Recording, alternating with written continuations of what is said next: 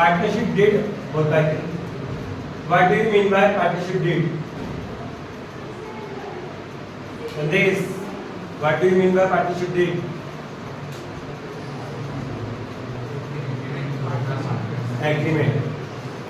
Agreement और very good, terms and conditions, rules and regulations. जो agreement होता है ये पार्टनरशिप का एक इम्पोर्टेंट डॉक्यूमेंट है जिसमें फर्म को ऑपरेट करने, कैरी ऑन करने के रूल्स एंड रेगुलेशंस, कि किस पार्टनर को कितनी कैपिटल कंट्रीब्यूट करना है, कैपिटल पर कितना इंटरेस्ट दिया जाएगा, किस पार्टनर को कितना रेगुलेशन प्रोवाइड किया जाएगा। अगर कोई पार्टनर फर्म से ड्राइंग करेगा तो ड्राइंग पर उसको कितना इंटरेस्ट पे करना है, यदि कोई पार्टनर फर्म को लोन देता है तो उसको कितना इंटरेस्ट दिया जाएगा, जब कोई पार्टनर फर्म से लोन लेता है तो उसको कितना इंटरेस्ट पे करना है, फर्म में कोई नया पार्टनर एडमिशन ले सकता है या नहीं ले सकता है, यदि फर्म से कोई पार्टनर एग्जिट होना चाहता है, रिटायर होना चाहता है तो वो रिटायर हो सकता है, नहीं हो सकता है, कब फर्म को डिसॉल्व कर दिया जाएगा। ये सभी बातों के बारे में जो भी हमने रूल्स एंड रेगुलेशंस बनाए इसी को एग्रीमेंट कहते हैं। आगे बात में फर्म को ऑपरेट करने के लिए, कैरी ऑन करने के लिए जो भी हम नियम और शर्तें बनाते हैं, जो नियम और शर्तें हम लोग बनाते हैं उसे पार्टनरशिप डीड कहते हैं। और पार्टनरशिप डीड ऑरल भी हो सकता है और रिटन भी हो सकता है। क्या हो सकता है? ऑरल मतलब मौखिक, अगर कोई बात बोलना है तो आपस में डिसाइड कर ले, बोल दें आप लोग कि इतने कैपिटल लगाना पड़ेगा, प्रॉफिट को बराबर बांटेंगे, जो वगैरह वगैरह लोग चाहे। और अगर एग्रीमेंट रिटर्न है फिर आपको बता दिया तहसील जाइए और वकील से जाकर टाइप करवा, ठीक। तो एग्रीमेंट रिटर्न भी होता है और ऑरल भी होता है, लेकिन एक्सपीरियंस कहता है एग्रीमेंट ऑलवेज क्या होना चाहिए, ठीक। ये डेफिनेशन ऑफ पार्टनरशिप डीड। इसमें एक मेन कॉन्सेप्ट आता है, एग्जाम में बार-बार पूछा जाता है, general matters of partnership deed. क्या आता है? General matters of partnership deed. बस पार्टनरशिप डीड बता रहा हूं तो जनरल मैटर अकाउंटिंग में भी प्रैक्टिकल बता रहा हूं, ठीक है।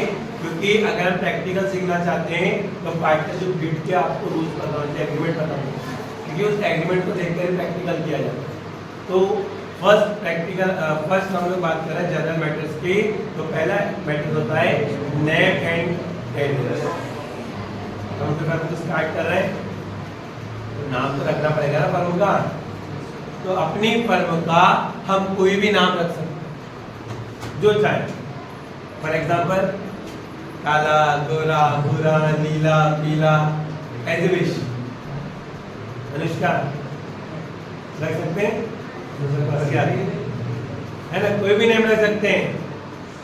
बस एक बात का ध्यान रखना है आपको कि आपकी फर्म का जो नाम है किसी एग्जैक्टिंग फर्म से रिजेंबल ना हो, उस फर्म के जैसा ना हो। पता चला यहाँ पर एक शॉप है रचना रेस्टोरेंट, एक बार बाद में रचना रेस्टोरेंट स्टार्ट कर दिया, एक बार बाद में रचना रेस्टोरेंट स्टार्ट कर दिया, तो इससे कंफ्यूजन होगा। जो आपको नाम रखना है आप रख सकते हैं, लेकिन आपकी फर्म का नाम किसी एग्जैक्टिंग फर्म से सिमिलर नहीं हो।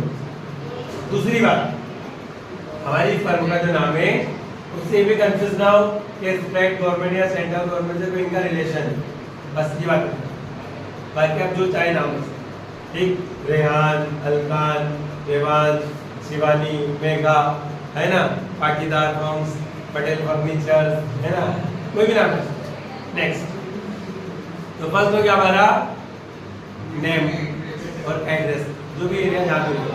सेकेंड है आपका नेचर एंड एरिया। हाँ, अगर आप पार्टनरशिप स्टार्ट कर रहे हैं बेटा तो आपको अपनी फर्म का नेचर भी बताना पड़ेगा और उसका एरिया भी बताना। नेचर में बताएंगे कि हमारी जो फर्म है वो मैन्युफैक्चरिंग है या केवल ट्रेडिशनल है, बाइंग एंड सेलिंग किया जाता है। क्योंकि कुछ लोग बिजनेस स्टार्ट कर रहे हैं, वो सोचते हैं कि यार हम लोग रॉ मटेरियल से फिनिश गुड बनाएं, कच्चे माल को निर्मित माल में बदलेंगे। तो अगर मैन्युफैक्चरिंग है तो उसको मेंशन कर दो कि यार मैन्युफैक्चरिंग हमारी जो फर्म है वो क्या है, मैन्युफैक्चरिंग है, माल का उत्पादन करेंगे हम लोग। और अगर आप यहाँ पर बाइंग एंड सेलिंग किया ओनली गुड्स को बाई किया होलसेलर से और रिटेलर में बेचेंगे, या होलसेलर परचेज करा कस्टमर को बेचेंगे, इस टाइप की फर्म है तो उसको मेंशन कर दो। तो आपकी जो भी फर्म है उसका नेचर आपको ये करना पड़ेगा, ऑपरेशंस का नेचर आपको पार्टनरशिप डीड में मेंशन करना पड़ेगा। ठीक है, एरिया की बात कर रहे हैं तो एरिया में क्या आएगा कि आपका जो बिजनेस है वो केवल एक लोकल बिजनेस रहेगा, सिर्फ किसी एक क्षेत्र में बिजनेस करेंगे, या फिर डिस्ट्रिक्ट लेवल पर, या फिर स्टेट लेवल पर, या नेशनल इंटरनेशनल, ये सारी बातें आपको एग्रीमेंट में लिखना पड़ेगी, मेंशन करना पड़ेगी कि हमारा बिजनेस किस तरह का, कि बाद में कोई पार्टनर ये नहीं बोले अरे इन्होंने तो मुझे कहा था हम लोग केवल लोकल बिजनेस करने वाले, ये तो इंटरनेशनल बिजनेस चला रहे, मैं थोड़ी कर पाऊंगा, इतनी कैपिटल थोड़ी लगा पाऊंगा मैं। जब रिटर्न में होगा सारी चीजें आप आसान होगी, इजीली आप लोग अपने बिजनेस को रनिंग कर पाएंगे। ठीक है, नेक्स्ट टर्म्स ऑफ दी जो पार्टनरशिप है उसकी आपको टाइम पीरियड बताना पड़ेगा कि वो कितने समय के लिए आप लोग बना रहे हैं। अगर आप लोग 1 साल के लिए बना रहे हैं, है ना, 1 ईयर 2 ईयर 3 ईयर 5 ईयर, तो वो टर्म्स आपको उसमें मेंशन करना पड़ेगी।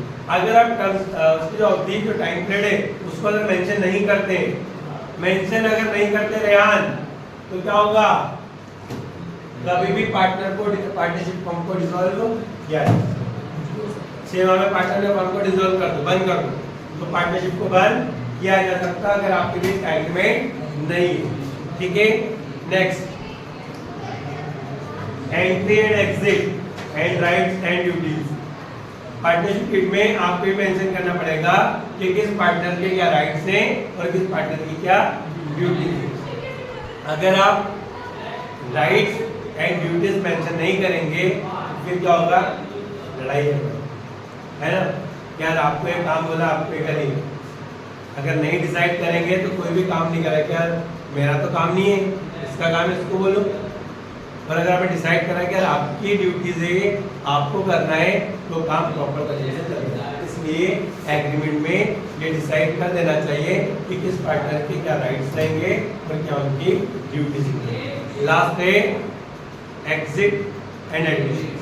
तो कब कोई पार्टनर फर्म में एडमिशन ले सकता है इसको मेंशन करना चाहिए, उसके आने की एडमिशन की क्या टर्म्स रहेगी, कैपिटल लेकर आएगा, गुडविल लेकर आएगा या एक्सपीरियंस कारण से आ रहा है वो चीजें। उसके अलावा एग्जिट कब किस पार्टनर को फर्म से एग्जिट किया जा सकता है, किन कंडीशन में पार्टनर को एग्जिट करेंगे, वो सारी बातें आपको एग्रीमेंट में डिसाइड कर देना चाहिए। ठीक है।